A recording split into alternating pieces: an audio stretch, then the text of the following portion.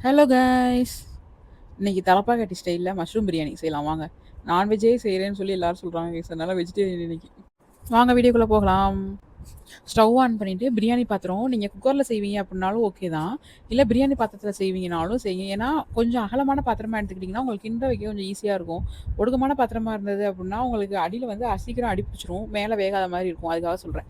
So நான் வந்து cooker தான் எடுத்திருக்கேன். கொஞ்சம் ஆயில் ஊத்திட்டு, 1 ஸ்பூன் வந்து கீ ஊத்திருக்கேன். அதுக்கப்புறம் பட்டை, கிராம்பு, பிரிஞ்சி லீஃப் அது மட்டும் போட்டுட்டு, அதுக்கப்புறம் மிளகாத்தூளும் இதிலேயே வந்து ஆட் பண்ணிடணும். பிளெயினா இருக்கும்போதே. அப்பனா தான் நமக்கு வந்து தலப்பாக்கட்டி ஸ்டைல்ல இந்த கலர் வந்து நம்மளுக்கு கிடைக்கும். அதனால ஹோல் பிரியாணிக்குமே தேவையான அளவு மிளகாத்தூள் வந்து ஃபர்ஸ்ட்டே நம்ம ஆட் பண்ணிடுறோம். ஆட் பண்ணிட்டு அது கலர் கொஞ்சம் சேஞ்ச் ஆனோனே, பெரிய வெங்காயம் 2 பெரிய வெங்காயம் ஒரு 4 பேருக்குன்னா, ஒரு 2 பெரிய வெங்காயம் கட் பண்ணிட்டு, அத ஆட் பண்ணிக்கோங்க.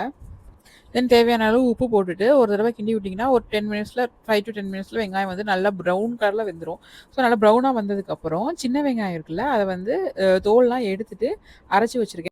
அதோட பேஸ்ட்டும் ஆட் பண்ணிட்டு, அது ஒரு 2 மினிட்ஸ் வெந்ததுக்கப்புறம் ஜிஞ்சர் கார்லிக்கு நான் ஃபர்ஸ்ட் இருந்து சொல்ற அமௌண்ட் தான். இதுக்கு முன்னாடியும் சொல்லியிருக்கேன். Equal amount of ginger garlic எடுத்து, அத அரைச்சு நீங்க சேர்த்துக்கோங்க. அப்படி இல்ல அப்படின்னா, 2யும் ஒண்ணா அரைச்சு கூட ஒரு 2 ஸ்பூன் நீங்க வந்து சேர்த்துக்கோங்க. ஆனா 2மே ஈக்குவல் அமௌண்ட்டா இருக்கணும். அதனால தான் ஜிஞ்சர் தனியா, கார்லிக் தனியா அரைச்சு வச்சுக்கிட்டீங்கன்னா, உங்களுக்கு போடுறதுக்கு ஈஸியா இருக்கும். தென் அதுக்கப்புறம் பிரியாணிக்கு தேவையான மசாலா, ஃபர்ஸ்ட்டே வந்து நம்ம மிளகாத்தூள் போட்டதுனால, கரம் மசாலா மட்டும் இப்ப ஆட் பண்ணிக்கிறோம். இது வீட்ல அரைச்ச கரம் மசாலா தான். என்னன்னா பட்டை, கிராம்பு, ஏலக்காய். ரேஷியோலாம் ஆல்ரெடி வீடியோல சொல்லியிருக்கேன். நீங்க பார்த்துருந்தீங்கன்னா தெரியும்னு நெனைக்கிறேன். ஸோ அந்த கரம் மசாலா தான் ஆட் பண்ணியிருக்கேன். அத ஆட் பண்ணோனே நமக்கு வந்து கலர் சேஞ்ச் ஆயிரும். தென் மல்லி இல, புதினா, தயிர் 3யுமே ஒரே டைம்ல நம்ம ஆட் பண்ணிக்கலாம். நான் 1/2 கைப்பிடி அளவு மல்லி இல, 1/2 கைப்பிடி அளவு புதினா, கொஞ்சமா வந்து தயிர் சேர்த்திருக்கேன். தயிர் வந்து என்னோட தயிர் வந்து நான் புளிக்காத தயிர் தான் சேர்த்திருக்கேன். அதனால இவ்வளோ தயிர் சேர்த்திருக்கேன். நீங்க புளிச்ச தயிரா இருந்தது அப்படின்னா, இதுல பாதி அமௌண்ட் நீங்க சேர்த்தா போதும். கொஞ்சமா புளி தயிர் சேர்த்துக்கோங்க. இல்ல ரொம்ப புளிப்பாயிரும். அதுக்கப்புறம் நம்ம வச்சிருக்க மஷ்ரூம வந்து ஆட் பண்ணிக்கலாம். மஷ்ரூம் வேகறதுக்கு தண்ணி எதுவுமே ஊத்த வேணாம். ஆல்ரெடி மஷ்ரூம்ல இருக்க தண்ணியே நமக்கு போதும். ஸோ ஒரு 2 மினிட்ஸ் குக்கர க்ளோஸ் பண்ணி வச்சு வேக வச்சீங்கன்னா, மஷ்ரூம் வந்து 50% கிட்ட வெந்துரும்.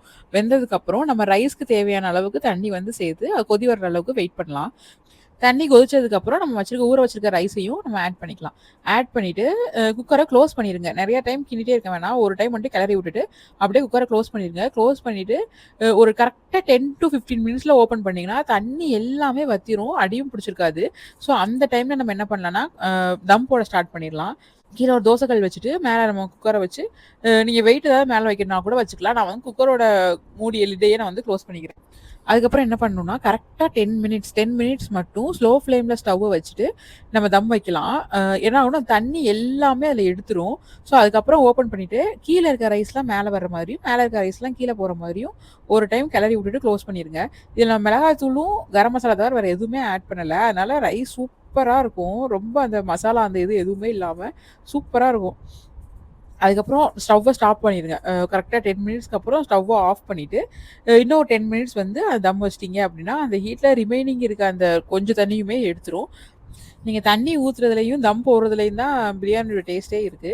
அவ்வளோதான் பிரியாணி ரெடி. Okay bye. வேற வீடியோல பார்க்கலாம்.